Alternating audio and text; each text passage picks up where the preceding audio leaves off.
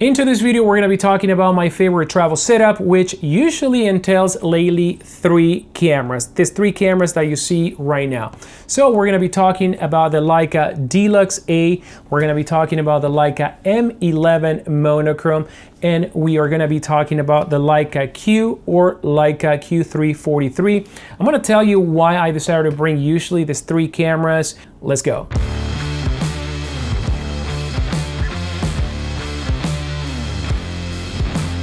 Now, before we continue, I want to ask you to subscribe to this channel, like, and comment, because I realize that the vast majority of my viewers are not subscribed to my YouTube channel. Now, this gives me a confident boost to continue to produce videos like this one free of charge to you. So thank you for subscribing. Let me actually rewind a little bit and tell you how my trip starts and which one is the first camera, the one that I carry with me, because 2 of the systems are always going to be stowed away either on my backpack or in my luggage. That first camera is going to be the Leica D-Lux A, which is a camera that I made several videos here in the channel. There are many reasons why I like this camera, but one of the top reasons is going to be versatility and the range that you get from this body. This camera has a zoom lens that goes from 24 to 75 millimeters, pretty much giving you all the range in this tiny little body. Now, also the image quality coming out of the sensor is really amazing, even though we're talking about a micro four thirds sensor with a total megapixel of 17 megapixel of resolution. But to be honest with you, because of the range from 24 to 75 millimeter equivalent, I never find the need to crop in post. And the 17 megapixel, that's the job 100% of the time. I even printed images coming out of the Leica D-Lux A, and to be honest with you, once they're printed on paper on 17 by 24, for example, you don't see the difference, from a full frame. Well, someone could argue that you could see the difference, but for the most part, this system is really amazing. Now, the other thing is that this is the camera that is on my neck the moment I walk out of my house.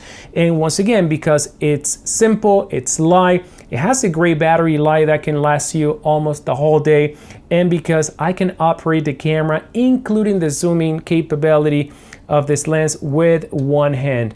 And that's going to be very important to me when traveling, because my favorite system is going to be the M system, but you need 2 hands to manual focus. And with this camera, I can put it on my pocket, turn the camera on, and with one hand I can zoom in, I can focus, I can do anything that I have to do with this tiny little body. It takes no space, and I like to travel rather lighter than heavier, on my carry-on. And the other reason is that the one-hand operation is also going to be crucial. Usually I'm lugging around 2 pieces of luggages with me, or maybe doing something else with my hands, handing my passport to somebody. And this camera is going to allow me to do that. And the range is one of the things that is very important for me, because I could be on a plane, I could be on a cab, I could be on an Uber, I could be on a train, and being able to capture something far away from me without having to go there is really convenient. I could do it with a 75, or if I'm in a tighter place, dialing this lens to 24 millimeter, I can still take the shot. And once again, all this stuff while doing it with one single hand. So Leica D-Lux A is the one for me, and it is a camera that I bring in no matter what else I am going to be bringing on my trip. Now, the other thing is that I've captured a lot of my favorite photos with this camera. Video, in my opinion, is bad. I don't use this camera for video, but when it comes to great photos in a pinch, D-Lux A takes the lead. And now we're gonna take a moment and do a strap check. So the strap that I brought for my Leica M11 Monochrome is this twin pad strap that you see right here. Now this one is a 32-inch strap, and it features a double webbing neck pad. And this is the way the camera carries around my neck. As you can see, I have the camera chest high. Sometimes I even wear an even shorter. And the next strap that I want to talk about is the wrist flex, and it is adjustable. So by doing so, you can adjust the strap really quick, and I can toggle between cameras really easy, letting this camera drop, take the shot, and last but not least, the trail flick. This one is going to be an adjustable strap, and right now is in the 32 inches mode, as you can see. Now that's also going to allow you to carry the camera at about chest height as well, but whenever I want this strap to be longer, extend the ends like this, and now my strap can go all the way up to 58 inches. Now if you want to check them out, go to allcrown.com and use code GShutters10 for 10% on your next order. And now we're gonna talk about my main shooter, and the one that I brought for this trip is the Leica M11 Monochrome. Sometimes it's the M10 Monochrome. I've been shooting monochrome now exclusively for about 2 years. I do shoot color from time to time, most of the time to review lenses here on the channel, but for my personal photography, it's gonna always be a monochrome camera. I switched to monochrome about 2 years ago exclusively because before I used to convert my color pictures through a picture profile conversion in Lightroom. So when I downloaded DNGs on my computer, they were already in monochrome. So never look back, you know, I just find it more appealing, specifically for street work. Now the M system is the system of choice, whether it is digital or film, because I can use all my M lenses in Leica thread mount 39 lenses converted here, like this lens that you see right now, which is 5cm f1.4 from 1957, a lens that renders an amazing image, and it has a close focus of 45cm. There's a review coming out about this lens, but 35 and 50, those lenses are always with me for reasons that I mentioned before. But the fact that we can zone focus here, this is what I prefer for my travel and street work. You know, I find it very efficient just to simply dial, you know, the aperture. Most of the time during the day, it's going to be at f11 and select the distance and take the shot. Now, there's nothing faster than that, in my opinion, or nothing more reliable than that, because even with out of focus in cameras with great out of focus, a lot of the times, you know, if you don't choose the right point on the screen, your camera may actually focus on something else, you know, causing you to miss the shot. With zone focus, you know, once you get the hang of it, you pretty much are going to get your images somewhat in acceptable focus, and that I like it a lot. Also, I like the simplicity of the system, you know, the lack of buttons and not too many dials, you know, and even though we lack of a lot of buttons and dial, operating the camera is always very, very simple. So I love how Leica approaches, you know, the interaction between the user and the camera. And it's not surprised why most of the work I've posted in the past 2 years have been captured with a Leica M11 Monochrome or M10 Monochrome. All right, let's talk about the third camera. And this one is kind of like an optional camera. Sometimes I bring it, sometimes I don't bring it. But we are talking about the Leica Q3, and the one that I have right here is the 43.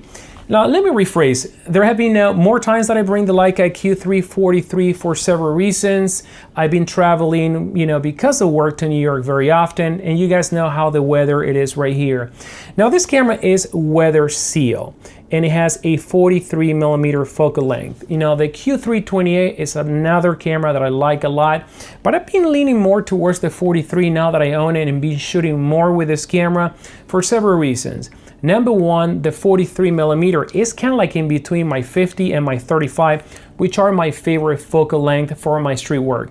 35mm for more of the environmental type of work, and 50mm for the street portraits. Now at 43, I can kind of like approach my photography with one lens and capture everything I want. Not only that, I can do it whether it is sunshine or whether it is raining, thundering.